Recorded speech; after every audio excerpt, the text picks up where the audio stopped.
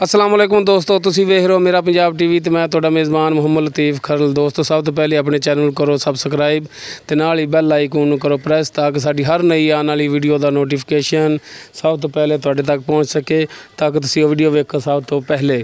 दोस्तों रोज़ाना की निस्बत अज भी तुहाडा वीर तुहाडे वास्ते एक मझ की वीडियो लैके हाज़र है। मझ क्या थोड़े रेटां दे विच एक तोहफा लैके आए हैं। उम्मीद करांगे कि तुहानूं ये वीडियो पसंद आवेगी। तो सब तो पहले कैमरामैन तुहानूं मझ दिखांदा सूई मझ ते पिछे इसदे कट्टी ते दिखाओ जी कैमरामैन साहब, माड़ा जिहा नज़दीक हो जो। चलो इधर लियाओ मेरे वाल करो। यह पूछ इंदी जिहड़ी है अद्धी है, यह देख लो जी। माशाल्लाह मुठ भर थान ने ते सोहना थान है ते सोहना ही वन है। अद्धा मत्था इंदा सफैद है, चिट्टियां सफैद अखां, सिंह इंदे पिछों जाके जेहड़े मुड़े ने यह तुहाडी नज़र सामने एक मुछ इंदी जिहड़ी ओह बग्गी है। यह मुकम्मल इसदी बाडी, मुकम्मल इसदा कद है। नहीं टीके नहीं लाउण वाले असीं,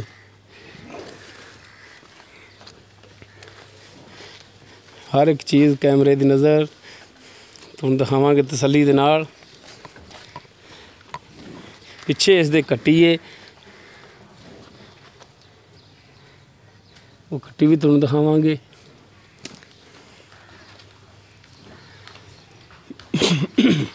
इसदे मगर जिहड़ी कट्टी है थोड़ा जिहा मत्था इंदा सफैद, चंद कुछ वाल ने, पूछ थोड़ी जी सफैद है। माशाल्लाह चंगी सेहतमंद है ते काफ़ी दिनों की सूई मझ है। ये हुण मालक तो पुछां किन्ने दिन हो गए ने टोटली। ये हुण मालक की मेहरबानी कि दस्से भी सच सच हर एक चीज़।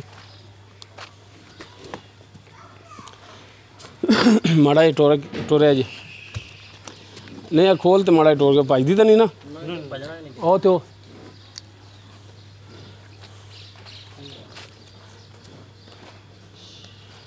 टोरो टोरो टोरो माड़ा जा टुरन दे कोई मसला मसाइल ना होवे। टोरो अगे माड़ा जा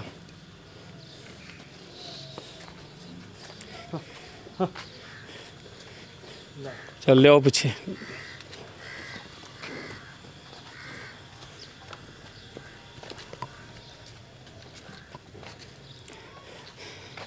हुण करने जी मालक दे नाल गलबात ते पुछने कि की इहदा हिसाब किताब है।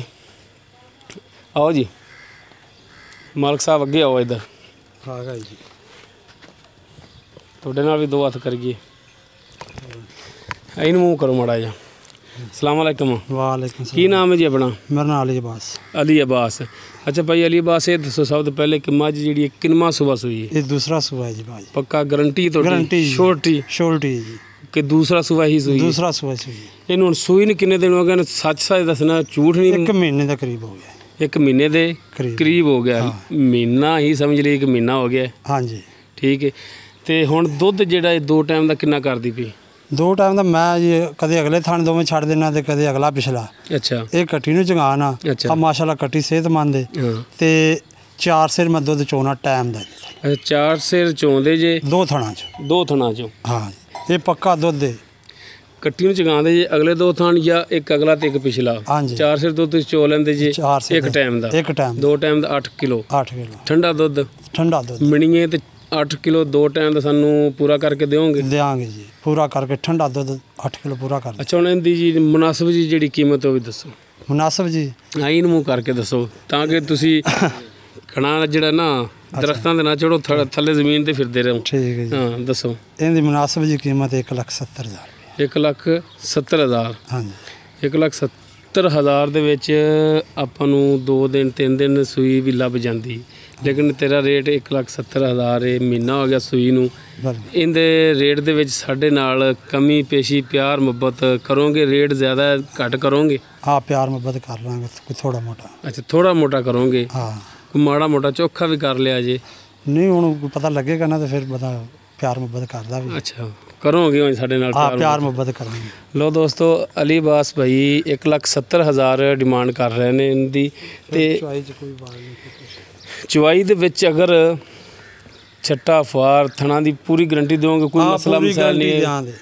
कोई मसला नहीं, कोई मसाइल नहीं, कोई गंढ नहीं, मरोड़ा नहीं, फुआरा छट्टा कुछ नहीं आवे। तसल्ली थोड़ी गारंटी है? कोई थान का वाधा घाटा भी नहीं होवे।